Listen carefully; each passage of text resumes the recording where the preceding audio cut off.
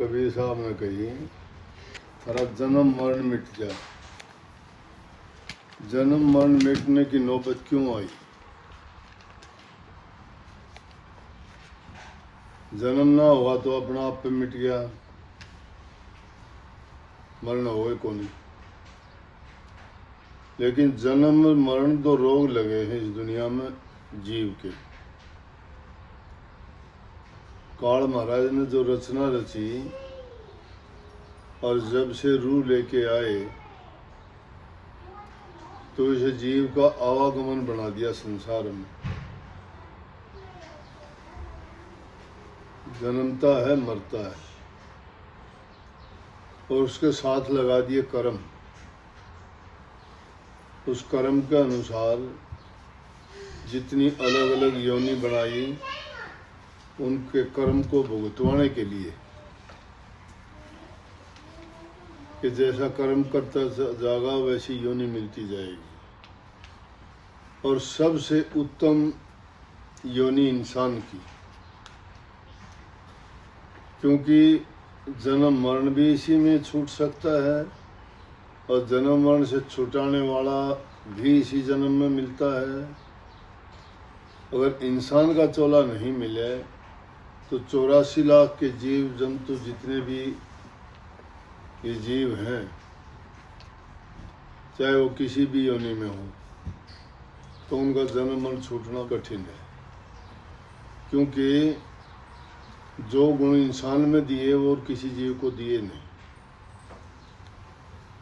परमात्मा ने अपने बाद या यूं कहो कि इसको नर नारायणी देह कहा गया है। नारायण नाम परमात्मा का है, नर नाम इंसान का है। इंसान का और परमात्मा का तुलना तो या आत्मा और परमात्मा की है। आत्मा परम तत्व है, शब्द है जिसने सारी रचना करी, और आत्मा उसकी अंश है। परंतु अब यह बात जब आ जाए है कि नर नारायणी देह, कि नारायण जैसी देह है इंसान की, लेकिन नारायण की तो कोई देह है ही नहीं। वो तो अरूप है, विदेह है, उसकी कोई पहचान नहीं है। वो शब्द रूप है, शब्द सब में समाया हुआ है, शब्द की सारी रचना है। लेकिन इस जन्म लेने के बाद जो भी जीवधारी है वो किसी भी योनि में जाए, जीव तो खुश रहेगा उसमें। लेकिन जब इंसान की योनि में आता है तब इसको पता लगता है कि आदमी सुख और दुख भोगता है, और जन्म मरण इसका होता है। जब जन्म लेता है तो बहुत खुशी होती है, लेकिन मरण होता है जब बड़ा दुख होता है। उस सारी खुशी को वो मरने वाला दुख मिट देता है, सारा ख़त्म कर देता है, चाहे वो कितना भी सुखी क्यों न रहा हो जिंदगी में। लेकिन आखिरी वक्त जब आता है और मौत जब आके घेरती है तो वो इतना दुखी होता है, फिर अपने सारे जीवन की जो भी क्रिया उसने की, जो भी उसने भोग भोगे, जो भी उसने कर्म किए, सब एक एक करके उसकी आंखों के सामने, दिलो दिमाग पर वो ऐसे छपे हुए हों कि इंसान उनको याद करके बड़ा दुख मारता है। तो मरना उससे भी ज़्यादा दुखी है। नेक काम आदमी कितने भी करो, नेकी से ज़्यादा शक्ति बुराई में है। पूछोगे क्यों? पूरी जिंदगी अच्छा करते रहो, एक छोटी सी बुराई आ जाएगी और सब नेकी बर्बाद उसी में। सारी जिंदगी तुमने कितने पुण्य के काम किया, वो एक छोटा सा पाप हो जाओ, सब पुण्य बर्बाद उसमें। ये कभी नहीं सुनी कि उसने इतने पुण्य करे थे तो उसके बदले में इतनी भलाई करी थी, इसके बदले में उसको अच्छा मिला। लेकिन जब कोई उसके साथ बुराई आती है, जब उसको दुख तकलीफ आती है, तो कह देते हैं कि इसने फलाना दुख, या इतिहास के जितने एग्जाम उदाहरण देखेंगे तो उसमें उनका जिक्र आता है कि उसने ये कर्म किया था, उस कारण उसको ये दुख भोगना पड़ा। सारी जिंदगी उसने कितने नेक कर्म किए हों, पुण्य कर्म किए हों, परहित परोपकार के काम किए हों, लेकिन एक छोटी सी अगर गलती हो जाती है वही ले डूबती है। इसी प्रकार जिंदगी में कितने सुख क्यों न भोगे हों इस जीवन ने, लेकिन आखिरी वक्त जब आता है और शरीर में जब पीड़ा होती है, क्योंकि वो जो रूह की शक्ति है वो रोम रोम में समाई हुई है, और वो ऐसी रमगी शरीर में कि जब इसको कोई खींचता है तो कितनी पीड़ा होती है। अगर शरीर में एक चीज़ चुभ जाती है और उसको निकालते हो तो कितना दुख होता है। एक बाल भी पाड़ोगे तो भी दुख होगा। तो वो तो इसके जर्रे जर्रे में समाई हुई शक्ति है, और आखिरी वक्त में जब इस शरीर से वो निकलती है, निकाली जाती है, तो कितना दुख और कितनी पीड़ा होती है। जैसे 1,00,000 बिच्छू डंक मारे, इतना दुख होता है। इसलिए कबीर साहब ने, संतों ने ये कही कि इस दुनिया में जन्म और मरण 2 भारी रोग हैं, लेकिन तृष्णा रूपी उसके बाद बीमारी लगी हुई है। इस जीव के साथ में तृष्णा क्या है कि तृष्णा इंसान की भूख है, इसकी इच्छा है, वो इसकी कभी पूरी नहीं होती है।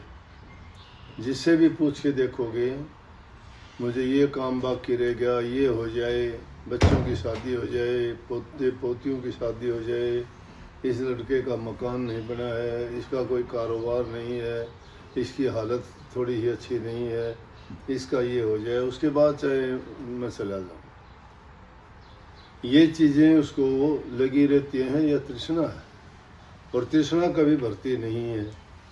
जीव अपना अपना कर्म भोगता है। कोई चाहता हो मैं किसी को सुखी बना दूं, आप सुखी नहीं बना सकते। सुखी उसका कर्म और उसका कर्म का परिणाम बढ़ाएगा। हम अगर चाहें इसका ये कर दूं, वो कर दूं, लेकिन हमारे बनाने से कुछ नहीं होगा। जब परमात्मा करेगा वो होगा।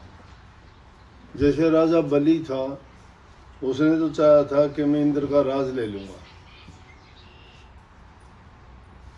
उसने इतने यज्ञ किए, और वो सारे के सारे, वही बुराई वाली बात बताता हूँ, इतने यज्ञ किए कि 101वां यज्ञ अगर उसका पूरा हो जाता तो इंद्र का राज मिल जाता।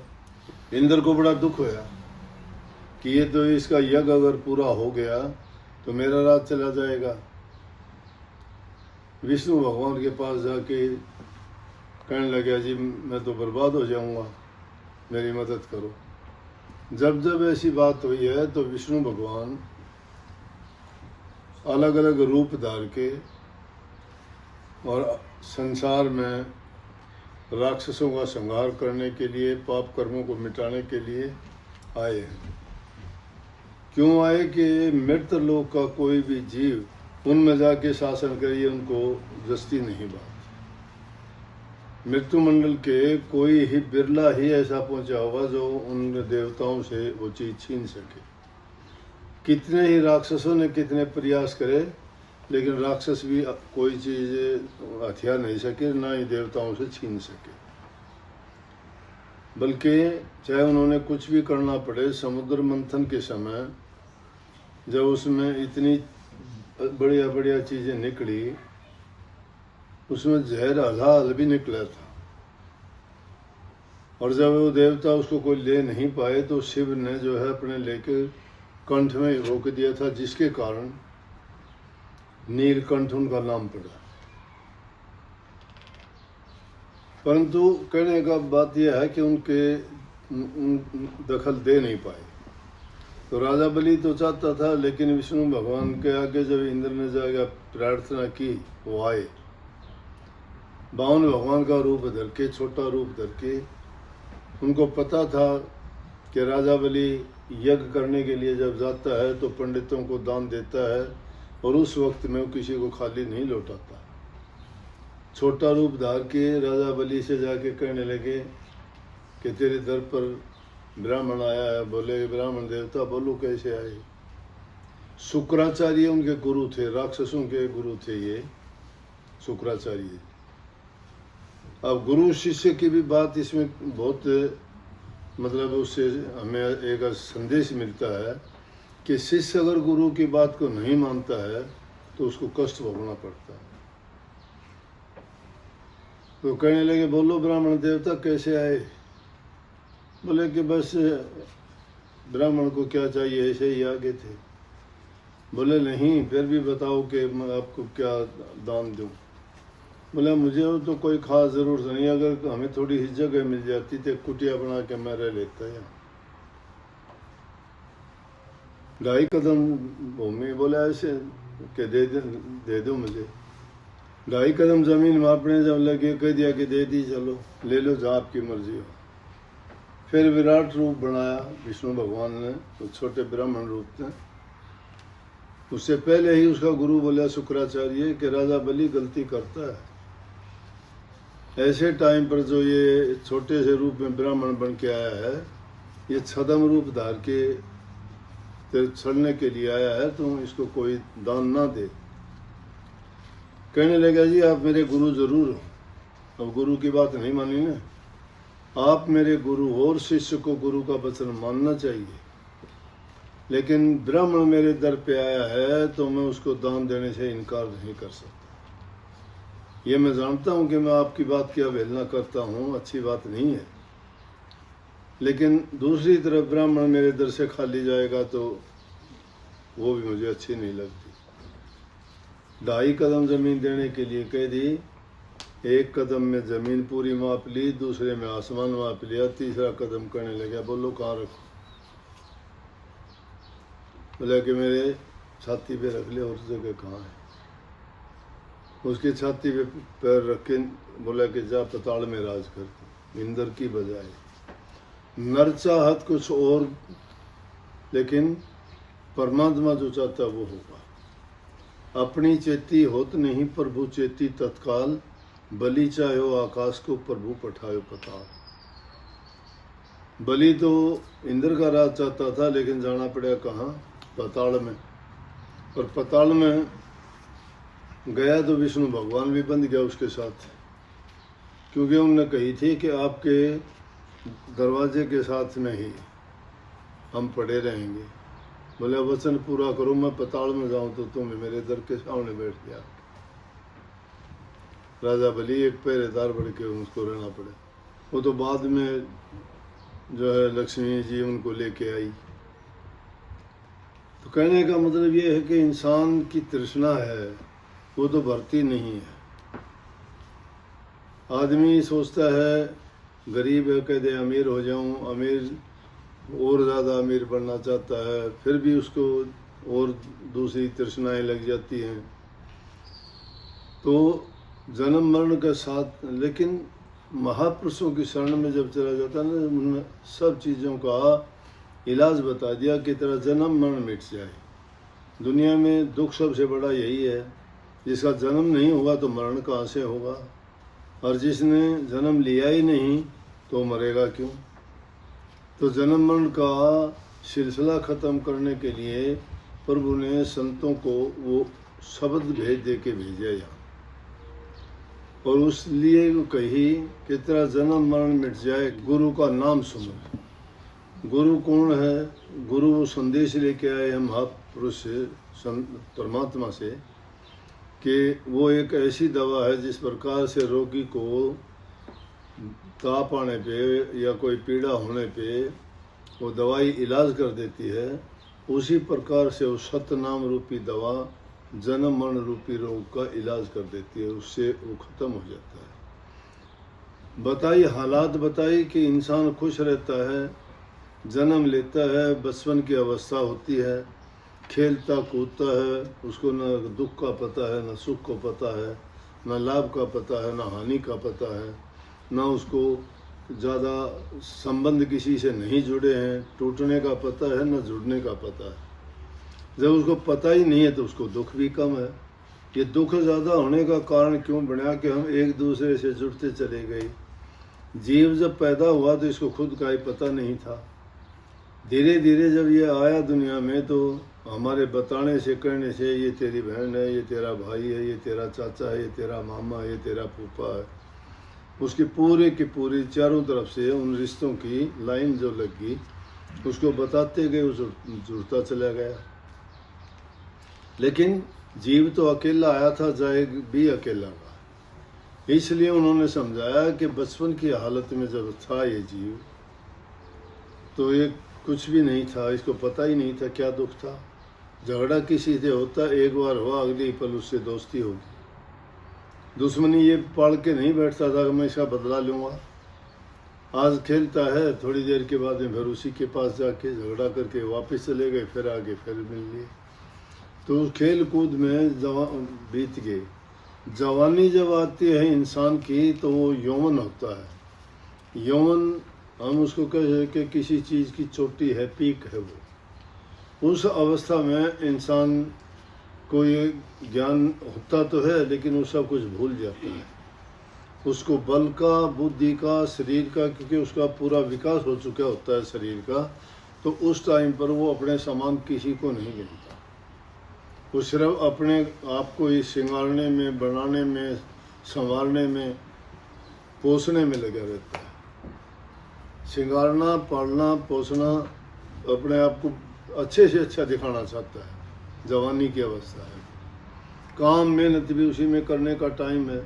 लेकिन ये भूल जाता है कि उसी उम्र के दौरान इंसान जो चाहता है वैसा ही कर सकता है। भक्ति रूपी काम भी बिना उस ताकत के, बिना उस टाइम के नहीं कर सकता। या तो बचपन से ही बीज डल जाए तो कर सकता है, या फिर उस अवस्था में आने के बाद में अपनी सारी शक्तियों का वो मुंह भक्ति की तरफ कर दे, तो जो चीज़ वो दुनियादारी की चीज़ों के लिए लगाता है तो वो परमात्मा की ओर जुड़ जाता है। और परमात्मा की ओर जब जुड़ जाता है तो उसके खुद के बल खत्म हो जाते हैं। शारीरिक बल, बौद्धिक बल और जितने भी धन बल, पारिवारिक बल, दुनियादारी के जितने हैं उनको भूल के, और वो एक ही शक्ति को मानता है, प्रभु का नाम से। गुरु का दर्जा ऊंचा इसलिए माना कि गुरु के बिना उसको ज्ञान नहीं मिला, नाम नहीं मिला, ये समझ नहीं मिली। गुरु ने उसको सारी समझ, बुद्धि और ये सारा भेद समझाया कि जब भेद उसकी समझ में आ गया तो उसने सोच लिया कि दुनिया मिथ्या है। नहीं तो इतना उम्दा चोला था इंसान का, रूह का, ये तो परमात्मा की अंश है, बहुत पवित्र थी। लेकिन खोटे मंदे जितने कर्म करते गए, उन कर्मों का इसके ऊपर परत जमती चली गई और ये भूलता चला गया फिर। परंतु गुरु ने जब भेद दिया, इसीलिए तो कहा ना कि गुरु एक धोबी के समान होते हैं। धोबी जिस तरह से कपड़े की गंदगी को धो डालता है, उसी प्रकार से संत सतगुरु भी इसे ऐसे जीव के जिस पर कर्मों का पर्दे पड़े हुए हैं, वो भी उनके धो डालते हैं। उसके लिए कपड़े को अपना आपा सौंपना पड़ता है। वो उसको चाहे गर्म पानी में डाले, चाहे उसकी पिटाई करे, चाहे उसको धुलाई करता है, उस पर हाथों से, मुक्कियों से थाप मारता है, रगड़ता है। उसी प्रकार से गुरु भी एक धोबी के रूप में इस रूह को हर प्रकार से उसको पाक, पवित्र, साफ बनाने के लिए वचन की, कर्म को सुधारने की और नाम को जपने की विधि के द्वारा उसको संवारता है। और जब उसके सारे दाग, मलिनता धुल जाती है तो रूह पवित्र हो जाती है। दूसरे शब्द का जो मैंने लिखा था उसका है कि नगरी में आया धोबिया सुजान। धोबिया कौन है? सतगुरु धोबी बन के आते हैं। सुजान क्यों है? कि वो बुद्धिमान है, जानकार है, वो भेद जानते हैं कि किस प्रकार से रूह के पाप कर्म धुलेंगे। फिर कहते सजनी उस रूह को कही गई है कि अपनी चुंदरी को धुला। चुंदरी कौन सी है? काया नहीं। काया तो एक लिहाफ है उसके ऊपर, लेकिन जो भी कर्म इस शरीर से किए जाते हैं उसका प्रभाव तो रूह पर ही पड़ता है। रूह की मलिनता शरीर की मलिनता से जुड़ी है। जिस प्रकार से बारीक चीज़ों को तो हम पानी से उनसे साफ कर लेते हैं, कपड़े वगैरह गंदे मैले हो जाते हैं, उनको साबुन सोडा से धो लेते हैं, परंतु रूह के ऊपर जो दाग धब्बे पड़ जाते हैं वो प्रभु के नाम के बिना नहीं साफ होते। इसलिए उस शब्द में कबीर साहब ने कही कि राम का नाम सुमर प्यारे, तेरा जन्म मरण मिट जाएगा। तो जन्म मरण तो जब मिटेगा जब इंसान नेक कर्म करना सीख जाएगा। नेक कर्म की ओर कदम नहीं रखता है, बाहर से दिखावा कुछ करता है, अंतर में उसके मन में और ही कुछ छिपा हुआ है, फिर कैसे होगा। अब कर्म भी एक तरह के नहीं है। कई बार हम कर्म करते कुछ दिखाई देते हैं और उसका कर्म फल कुछ बनता है। कई बार नेक कर्म करते हुए भी हमारे से बुरा कर्म हो जाता है कि हम सोचते हैं कि देश में कुत्ते फिरते हैं कि भूखे होंगे, उनको रोटी लेके जाते हैं, सड़क पे रोटी डाल दी। अब उसके छोटे बच्चे हैं, वो रोटी के लालच में सड़क पे आ जाते हैं। एक तेज़ रफ्तार से गाड़ी आती है, वो उसे टुकड़े के लालच में उसको खाने के लिए गाड़ी वाला आता है, 3 को मार के चला गया। दोष किसका हुआ? कुत्ते का हुआ, ड्राइवर का हुआ, या रोटी डालने वाले का हुआ? कर्म नेक कराया था उसने, उसका क्या दोष है? कुत्तों को रोटी डालता, रोजाना डालता है। नेक कर्म कराया था उसने जान अपनी समझ में, लेकिन जो उसकी जान चली गई वो पाप किसको लगा? रोटी डालने वाले। नेक कर्म सोच के किया था, लेकिन कर्म उसका बुरा क्यों था कि ना समझी के कारण उसने सड़क पे डाल दिया। अगर एक किनारे डालता तो कुत्ता सड़क पे नहीं जाता, नहीं मरता। पक्षियों को चोगा डालते हो, जाके छत पे डाल दिए, आपने सोचा मैंने नेक कर्म किया, इतने पक्षी जो है यहाँ से चौका चुग के जाएंगे तो उनको अच्छा लगेगा, उनका पेट भरेगा। लेकिन क्या होता है कि वो तो आके उस मस्ती में चुगना शुरू कर देते कि उनको एक एक दाना मिलता है, पूरा दिन घूमते फिरते कहीं मुश्किल से पेट भरता है, और वहाँ जब जाके देखते हैं तो एक ही जगह जब इतना मिल जाता है तो उसको अंधे होके न उसको खाना शुरू करते हैं। थोड़ी देर में बिल्ली आती है, उसमें से पक्षी को मार लेती है। पाप किसको लगा? डालने वाले को। ना समझी थी, ऐसी जगह में डाल दिए जहाँ बिल्ली पहुँच सकती है। कर्म तो उसने ये सोच के किया था कि अच्छा है, लेकिन हो गया पाप कर्म, पुण्य कर्म नहीं रहा ना। इसलिए गुरु हमें जो ज्ञान देता है वो हर कर्म की व्याख्या करके उनको समझाता है कि ऐसे कर्म करो जिस कर्म के करने से तुम्हें पाप ना लगे। वहाँ इस चीज़ की ज़रूरत पड़ती। तो इसीलिए संतों ने कहा कि जो अंदर में तुम्हारा मलिनता आ गया है रूह पर, उसको साफ करने का तरीका क्या हो?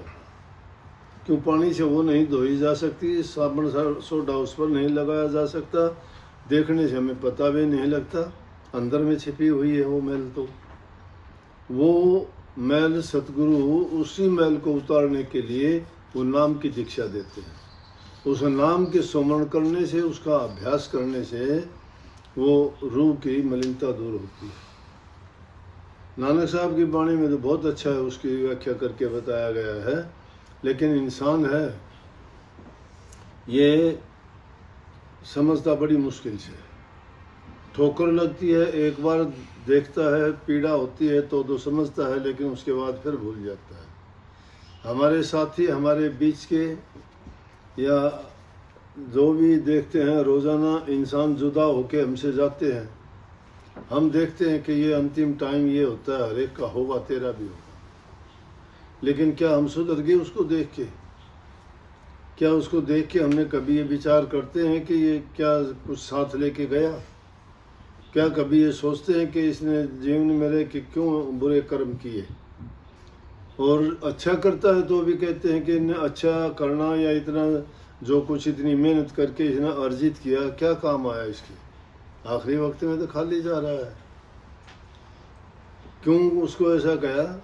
लेकिन जो जीते जी प्रभु के नाम की कमाई करता है, उस नाम का सुमन करता है, वो आदमी जीते जी ही उस चीज से संपन्न मालो माल हो जाता है। वो निर्भय हो जाता है। उसने उस मौत को जीत लिया है। उसको पता है कि तूने जो काम किया है उससे तेरी अंतर की सफाई हो चुकी है, तुझे दुनिया में दोबारा नहीं आना है। उस नाम की ये सिफ्त है, नाम की ये सिफ्त है जो उसको संभरेगा। शारीरिक रोग, मानसिक रोग, आत्मिक रोग, बौद्धिक रोग, सब रोग दूर हो जाते हैं। परंतु वो किसी कामिल महात्मा की शरण में जाके उनके वचन की पालना करके उनके दर्शन करने से और पूर्ण विश्वास और पूरे समर्पण से जो उनके वचन को मानता है और उनके कहे में चलता है, उसके सारे के सारे पाप कर्म धुल जाते हैं और वो जन्म मरण को जीत के इस संसार से जाता है। राधे